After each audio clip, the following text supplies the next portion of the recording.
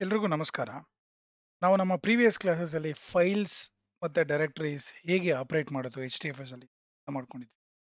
ಈಗ ನಾವು ಹೇಗೆ ನಮ್ಮ ಲೋಕಲ್ ಇರೋ ಫೈಲ್‌ನ ನಾವು ಹೇಗೆ HDFSಗೆ ಅಪ್ಲೋಡ್ ಮಾಡ್ತಿದ್ವಿ. ಅದೇ ತರ ನಾವು ಹೇಗೆ HDFS ಇಂದ ನಾವು ಲೋಕಲ್‌ಗೆ ಅಕ್ಸೆಸ್ ಮಾಡೋದು, ಹೇಗೆ ಅದನ್ನು ಡೌನ್ಲೋಡ್ ಮಾಡೋದು ಅಂತ ನಾವು ಅರ್ಥ ಮಾಡ್ಕೊಳ್ಳೋದು. ಯೂಸ್ ಕೇಸ್ ಏನಾಗ್ಬೋದು? ಯಾವುದೋ ಒಂದು ಫೈಲು ನೀವು ಮ್ಯಾಪ್ ರೆಡ್ಯೂಸ್ ಅಥವಾ ಸ್ಪಾರ್ಕ್ ಯೂಸ್ ಮಾಡಿ ಪ್ರೊಸೆಸ್ ಮಾಡಿರ್ತೀರ. ಆ ಫೈನಲ್ ಔಟ್‌ಪುಟ್‌ನ ನೀವು ಯಾರಿಗೋ ಎಕ್ಸ್ಪೋರ್ಟ್ ಮಾಡಬೇಕು ಅಥವಾ ಯಾರಿಗೋ ಮೇಲ್ ಮಾಡಬೇಕು. ಆಗ ನೀವು ಅದನ್ನ ಡೌನ್ಲೋಡ್ ಮಾಡ್ಕೊಂಡು ನೀವು ಅದನ್ನ ಎಕ್ಸ್ಪೋರ್ಟ್ ಮಾಡಿ. ಸೊ ಆ ಯೂಸ್ ಕೇಸಸ್ ಅಲ್ಲಿ ನೀವೇನಾಗುತ್ತೆ HDFS ಇಂದ ಫೈಲ್ಸ್‌ನ ಡೌನ್ಲೋಡ್ ಮಾಡಬೇಕಾಗಿ ಬರುತ್ತೆ. ಸೊ ಹಾಗೆ ನಾವು HDFS ಇಂದ ಫೈಲ್ಸ್‌ನ ಡೌನ್ಲೋಡ್ ಮಾಡಬೇಕು ಅಂದ್ರೆ ನಾವು ಗೆಟ್ ಕಮಾಂಡ್ ಅಥವಾ ಕಾಪಿ ಟು ಲೋಕಲ್ ಅನ್ನೋ ಕಮಾಂಡ್ ಯೂಸ್ ಮಾಡಬಹುದು. ಈ ಗೆಟ್ ಕಮಾಂಡ್ ಹೇಗೆ ವರ್ಕ್ ಆಗುತ್ತೆ?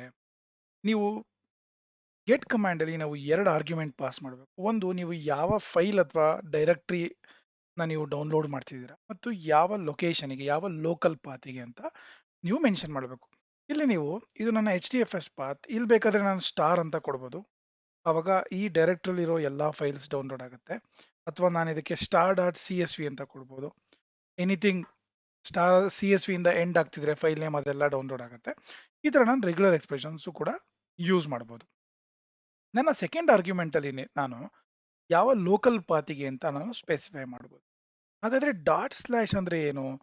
ನೀವು ಯಾವ ಡೈರೆಕ್ಟರಿಯಲ್ಲಿ ಇದ್ದೀರಾ ಅಂದ್ರೆ ನಿಮ್ಮ ಕರೆಂಟ್ ಡೈರೆಕ್ಟರಿ ಏನು? ಇಲ್ಲಿ ನೀವು ಯುನಿಕ್ಸ್ ಅಲ್ಲಿ ನೀವು ಕರೆಂಟ್ ವರ್ಕಿಂಗ್ ಡೈರೆಕ್ಟರಿ ಅಂತ ಕೊಟ್ರೆ, PWD ಅಂತ ಕೊಟ್ರೆ, ಅದು ನಿಮ್ಮ ಕರೆಂಟ್ ಪಾತ್ ಅನ್ನ ತೋರಿಸುತ್ತೆ. ಹಾಗಾದ್ರೆ ಇಲ್ಲಿ ನೀವು ಡಾಟ್ ಸ್ಲ್ಯಾಶ್ ಅಂತ ಕೊಟ್ರೆ ನಿಮ್ಮ ಕರೆಂಟ್ ಪಾತಿಗೆ ಫೈಲು ಡೌನ್ಲೋಡ್ ಆಗುತ್ತೆ. ಸೊ ನಾವು ಈ ಕಮಾಂಡ್ ರನ್ ಮಾಡೋದ, ನಾವು ಫೈಲ್ನ ಡೌನ್ಲೋಡ್ ಮಾಡೋದ, ಗೆಟ್ ಕಮಾಂಡ್.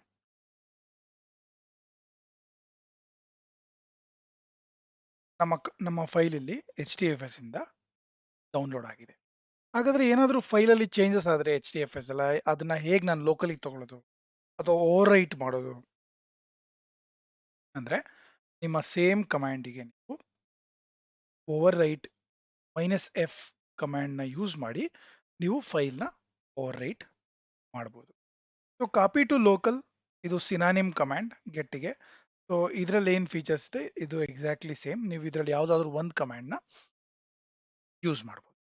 ಹಾಗಾದ್ರೆ ನಾವು ಇನ್ನೊಂದು ಸಿನಾರಿಯೋ ಯೋಚನೆ ಮಾಡಬೇಕು. ಈಗ ನಾವು HDFSಗೆ ನಾನು ನಿಮಗೆ ಅಪ್ಲೋಡ್ ಮಾಡೋದು ತೋರಿಸಿದ್ದೀನಿ, ಡೌನ್ಲೋಡ್ ಮಾಡೋದು ತೋರಿಸಿದ್ದೀನಿ. ಈಗ ನೀವು HDFSಗೆ ಯಾವುದೋ ಒಂದು ಫೈಲ್ನ ಅಪ್ಲೋಡ್ ಮಾಡಿರ್ತೀರ. ಅದಕ್ಕೆ ನೀವು ಇನ್ನೊಂದು ಸ್ವಲ್ಪ ಯಾವುದೋ ಡೇಟಾ ಬರುತ್ತೆ. ನೀವು ಆ ಫೈಲಿಗೆ ಕಂಟೆಂಟ್‌ನ ನೀವು ಅಪೆಂಡ್ ಮಾಡ್ಬೇಕಂದ್ರೆ, ಅದು ಆಲ್ರೆಡಿ ಇರೋ ಡೇಟಾ ಜೊತೆಗೆ ಇನ್ನೊಂದು ಸ್ವಲ್ಪ ಡೇಟಾನ ನೀವು ಅದಕ್ಕೆ ಅಪೆಂಡ್ ಮಾಡಬೇಕು, ಪೇಸ್ಟ್ ಮಾಡಬೇಕು.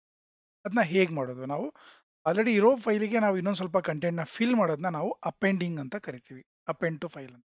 ಸೊ ನಾವು ಆ ಫೀಚರ್‌ನ ನಾವು ಅಪೆಂಡ್ ಟು ಫೈಲ್ ಅನ್ನೋ ಕಮಾಂಡ್ ಇಂದ ನಾವು ಅಚೀವ್ ಮಾಡ್ಬೋದು.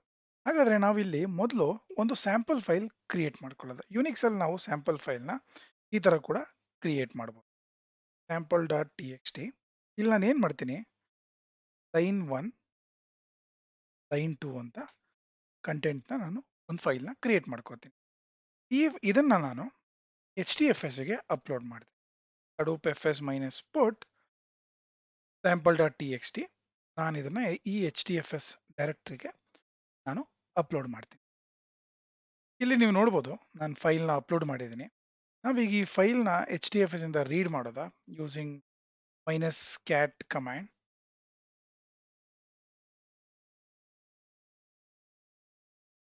sample.txt. ನಮಗೆ ಈ ಫೈಲಲ್ಲಿ ಲೈನ್ 1 ಮತ್ತೆ ಲೈನ್ 2 ಅನ್ನೋ ಕಂಟೆಂಟು ಇರುತ್ತೆ. ನೀವು ಇಲ್ಲಿ ನೋಡ್ಬೋದು ಲೈನ್ 1 ಮತ್ತೆ ಲೈನ್ 2 ಅನ್ನೋ ಕಂಟೆಂಟು ಇಲ್ಲಿ ಇದೆ. ನನ್ನ ಲೋಕಲ್ ಅಲ್ಲಿ ನಾನು sample.txt ಗೆ ಹೊಸ ಡೇಟಾನ ನಾನು ಲೋಡ್ ಮಾಡ್ತೀನಿ. ಇಲ್ಲಿ ನೋಡಿ, ನಾನು ಲೈನ್ 3, ಲೈನ್ 4 ಅಂತ ಹೊಸ ಡೇಟಾ ನಾನು ಇದನ್ನ ರೀಡ್ ಮಾಡ್ತೀನಿ. sample.txt. ಇದು ಹೊಸ ಫೈಲ್ ಕ್ರಿಯೇಟ್ ಆಗಿದೆ. ಇದರಲ್ಲಿ ಹೊಸ ಡೇಟಾ ಬಂದಿದೆ. ಇದನ್ನ ನಾನು HDFS ಫೈಲಿಗೆ ಅಪೆಂಡ್ ಮಾಡಬೇಕು. ಸೊ ಹೇಗೆ ಮಾಡೋದು? hadoop fs -append to ಯಾವ ಫೈಲಿಂದ ಅಪೆಂಡ್ ಮಾಡ್ತಿದ್ದೀರಾ, ನಿಮ್ಮ ಲೋಕಲ್ ಫೈಲ್ ಇಲ್ಲಿ ನಾನು ಟ್ರೈನಿಂಗ್ ಅಂತ ಕೊಟ್ರೆ ಇಲ್ಲಿ ನಮಗೆ ಎರರ್ ಬರುತ್ತೆ. ಸೊ ನಾವು ಯಾವುದೇ ಡೈರೆಕ್ಟ್ರಿಗೆ ನಾವು ಡೇಟಾನ ಅಪೆಂಡ್ ಮಾಡೋದಕ್ಕೆ ಆಗೋದಿಲ್ಲ. ಇಲ್ಲಿ ನೀವು ಅಬ್ಸರ್ವ್ ಮಾಡ್ಬೋದು. ಇದು ಡೈರೆಕ್ಟ್ರಿ ಪಾತ್‌ನ ಎಕ್ಸ್ಪೆಕ್ಟ್ ಮಾಡಲ್ಲ. ಇದಕ್ಕೆ ನಾವು ಕಂಪ್ಲೀಟ್ ಫೈಲ್ ಪಾತ್ ಅನ್ನೇ ನಾವು ಇಲ್ಲಿ ಕೊಡಬೇಕಾಗತ್ತೆ. ನೀವು ಇಲ್ಲಿ ನೋಡ್ಬೋದು. ಅದು ಡೈರೆಕ್ಟ್ರಿಗೆ ಡೇಟಾನ ಅಪೆಂಡ್ ಮಾಡೋದಿಲ್ಲ ಅಂತ ಅದು ಎರರ್ ಬರುತ್ತೆ. ಹಾಗಾದ್ರೆ ನಾವು ಹೇಗೆ ಅಪೆಂಡ್ ಮಾಡೋದು? ನಾವು ನಮ್ಮ ಫೈಲಿಗೆ ಡೈರೆಕ್ಟ್ ಆಗಿ ಅಪೆಂಡ್ ಮಾಡಬೇಕು. ಇಲ್ಲಿ ಸಕ್ಸಸ್ಫುಲ್ ಆಗಿ ಅಪೆಂಡ್ ಆಗಿದೆ. ನಾವೀಗ ಈ ಫೈಲ್ ಅನ್ನ ನಾವು ರೀಡ್ ಮಾಡೋದು. ಈ ಫೈಲ್ ರೀಡ್ ಮಾಡ್ತೀರಾ? hadoop fs-cat ನಿಮ್ಮ HDFS ಫೈಲ್ ಪಾತ್. ಇಲ್ಲಿ ನೀವು ಅಬ್ಸರ್ವ್ ಮಾಡಿದ್ರೆ ಮುಂಚೆ ಲೈನ್ 1, ಲೈನ್ 2 ಅಂತ ಇತ್ತು.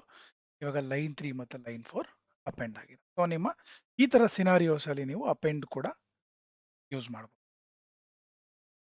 ಸೊ ನಾವು ಈ ದಿನದ ಕ್ಲಾಸಲ್ಲಿ ಹೇಗೆ ಫೈಲ್ ಡೌನ್ಲೋಡ್ ಮಾಡೋದು ಅಂತ ಅರ್ಥ ಮಾಡ್ಕೊಂಡಿದ್ದೀವಿ. ಹೇಗೆ ನಾವು ಫೈಲ್ ರೀನೇಮ್ ಅಥವಾ ಮೂವ್ ಮಾಡೋದು ಅರ್ಥ ಮಾಡ್ಕೊಂಡಿದ್ದೀವಿ. ಹೇಗೆ ನಾವು ಡೇಟಾನ HDFSಗೆ ಅಪೆಂಡ್ ಮಾಡೋದು ಅಂತ ಅರ್ಥ ಮಾಡ್ಕೊಂಡಿದ್ದೀವಿ. Thank you.